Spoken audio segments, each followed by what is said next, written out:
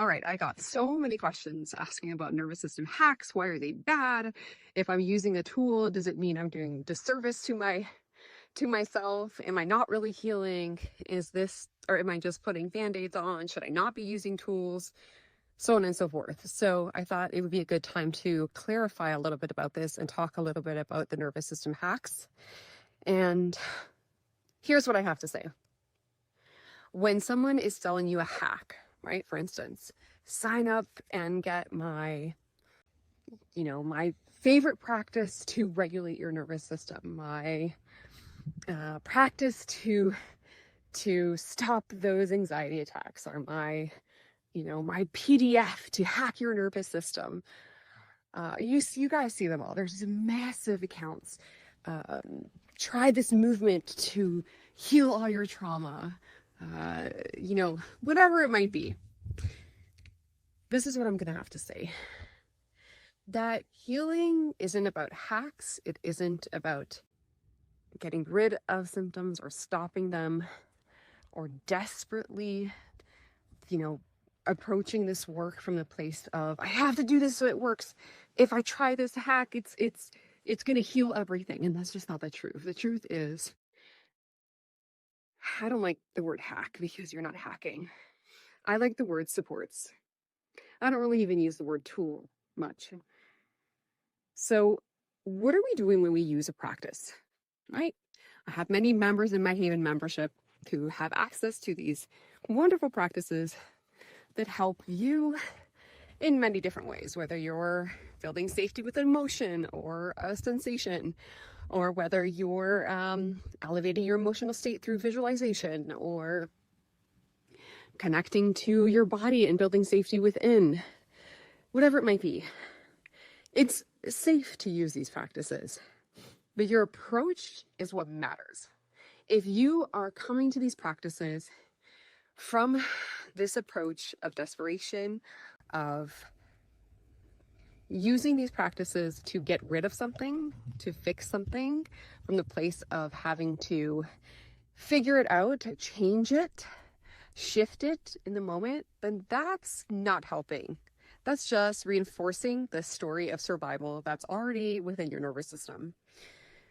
So the way that I tell my clients, my members, to approach things is from a place of support. The goal is to come to a place of safety. Safety in your mind and your body, because when we come into a place of safety, we come out of survival and healing happens, right? Body can do what it's created to do, which is heal.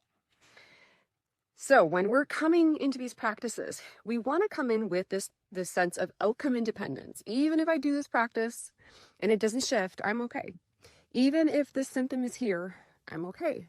Even if this emotion is still there, I'm okay. Instead of, I just did a practice and didn't go away. The practice didn't work. Let me do another practice. I'm going to do another practice and another one because I need this to all stop.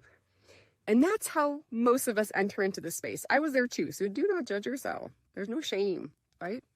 The point is that when we're doing these practices from this place of desperation, from a place of survival, really, when we're approaching the healing work from the lens of survival, you're literally just repeating the same pattern that got you sick in the first place. Something's wrong, I gotta fix it, alarm bells. Well, what's gonna happen? You're just gonna reinforce that survival pattern. So when you approach things from a place of indifference and outcome independence, I'm gonna do this practice because I know it's supportive to me, because I know a part of me is gonna get the message that I'm okay, right? Knowing that it takes time to cultivate safety. So you may do a somatic practice for the first time or second time or third time and not feel anything and not notice anything. And that's okay too. Because safety takes time to cultivate. Trust within yourself, trust with your parts takes time to cultivate. It doesn't need to be perfect. So when we're talking about hacks, right? When we're approaching this work from a space of survival, from an approach of survival, desperation, wanting to fix it, shift it, get rid of it fast, it needs to work. There's high intensity, there is high stakes. What is that doing? It's reinforcing the stress response. And when we're constantly trying to shift our state, hack our nervous system. That is sending a message to your brain, a story.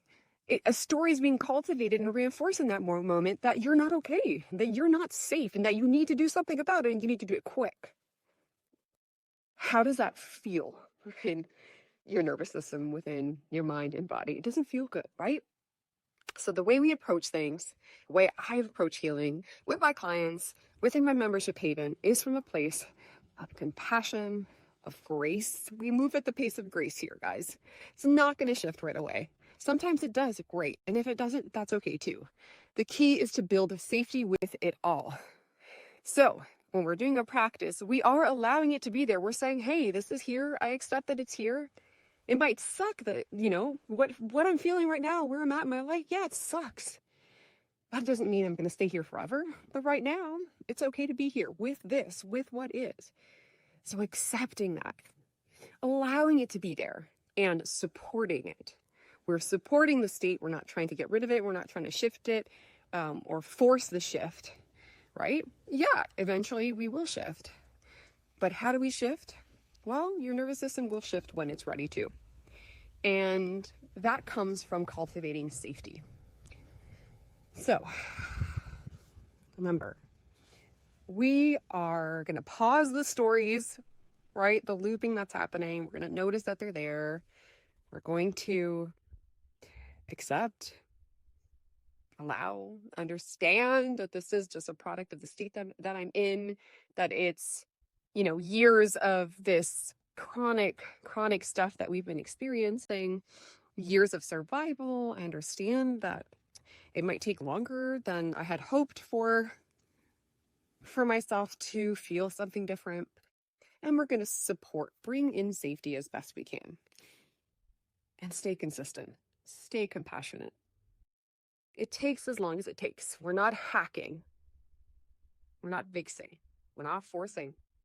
We're supporting so that when it's ready, your nervous system will regulate, will come into that place of ventral vagal social engagement, peace, safety, confidence, all of that good stuff.